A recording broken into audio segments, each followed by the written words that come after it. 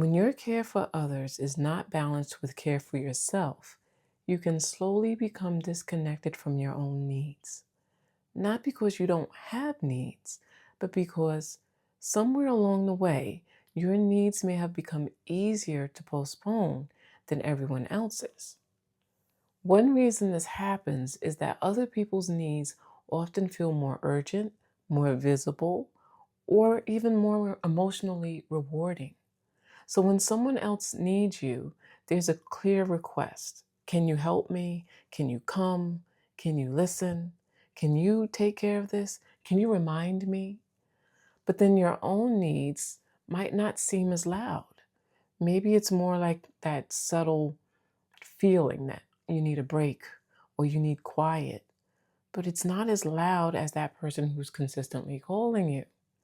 And after a while, if you keep ignoring those whispers that your body is giving you, that you need to take a break or you need to schedule your own appointments, they may stop feeling like priorities. You may even get to the point where you feel guilty when you finally do tend to yourself, or even just numb, like it doesn't feel like you did anything important. Like self care is something that you're supposed to do, but it just doesn't feel natural. So that doesn't mean that you're doing it wrong. It means that you're practicing a new way of relating to yourself. And for many people, neglecting personal needs is not about a lack of knowledge, it's simply about patterns. Maybe you learned to be praised for being helpful. Maybe you learned that needing less made you easier to love. Maybe you learned to measure your worth by how much you could carry. Maybe you became so good at noticing everyone else that you stopped checking in with yourself. And now, caring for yourself may feel inconvenient, selfish, or even optional. So here's what I want you to try. It's called the Same Care Standard. Instead of asking, do I feel like taking care of myself? Ask, if someone I loved needed this, how would I help them follow through? Chances are you already have the answer, right? You're going to give yourself that same level of practical support. For example, if your best friend said, I keep forgetting to schedule my doctor's appointment, you probably wouldn't say, well, try harder. You might say, let's pick a day, put it on your calendar, call while you're thinking about it, set a reminder, make it easier on yourself. Let's do it right now. Like you have the answer for them.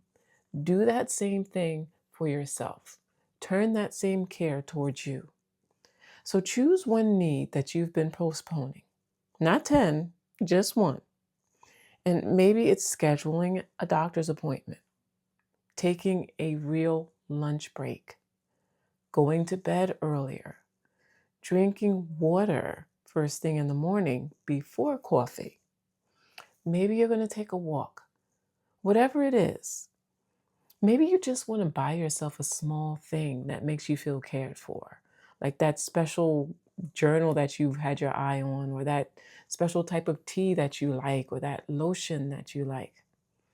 Maybe you just want to sit down for 5 quiet minutes without feeling like you had to earn it first.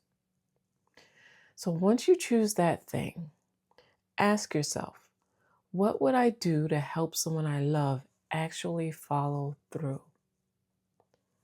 Now, this is where you are a go to person, so you know what to do. Set a reminder and actually pay attention to it. Don't ignore the reminder when you get it. Put it on your calendar, in your planner, wherever. Would you break it up into smaller steps? Would you encourage your friend instead of judging them? Whatever it is, do that for yourself. And here's the important part, connect it to something that you already do. So after I pour my morning coffee, I will drink 1 glass of water. After I check my calendar on Monday, I will schedule one personal care task. Before I answer any non urgent messages, I will take my lunch break. After I help someone else problem solve, I will check in with myself. What do I need today?